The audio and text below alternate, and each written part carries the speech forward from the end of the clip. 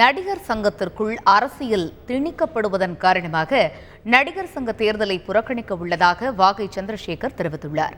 மேலும் நடிகர் சரத்குமாருடன் இணைந்து தான் பணியாற்ற முடியாது என்றும் அவர் கூறியுள்ளார். தென்னிந்திய நடிகர் சங்கத்தில் பல அரசியலை கொண்டவர்களெல்லாம் பணியாற்றி கொண்டிருக்கிறோம். ஆனால் இந்த காலகட்டத்திலே நண்பர் சரத்குமார் அவர்கள் அரசியல் நுழையாத ஒரு அமைப்பாக இருந்த நடிகர் சங்கத்துக்குள்ளே அரசியல் வருகின்ற ஒரு சூழலை உருவாக்கி விட்டார். அது அவர் யாரை திருப்திப்படுத்துவதற்காக இதை செய்தார் என்பது எனக்கு தெரியவில்லை. ஆனால் அவர் யாரை வேண்டுமானாலும் திருப்திப்படுத்திக் கொள்ளட்டும், அதற்கு நாங்கள் தானா கிடைத்தோம் என்பதுதான் என்னுடைய கேள்வி. நான் ஒரு நடிகனாக, நடிகர் சங்க உறுப்பினராக என் கடமையை, என் பணியை எப்போதும் நான் ஆற்றுவேன். ஆனால் அவரோடு பணியாற்றுவதற்கு என் மனசாட்சி இடம் கொடுக்கவில்லை.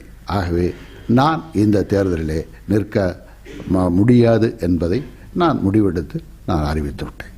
தந்தி டிவியின் கேள்விக்கு என்ன பதில் நிகழ்ச்சியில் கடந்த 6ஆம் தேதி பங்கேற்ற நடிகர் சங்க தலைவர் சரத்குமார் திமுக பற்றியும் அதன் தலைமை பற்றியும் சில விமர்சனங்களை முன்வைத்திருந்தார்.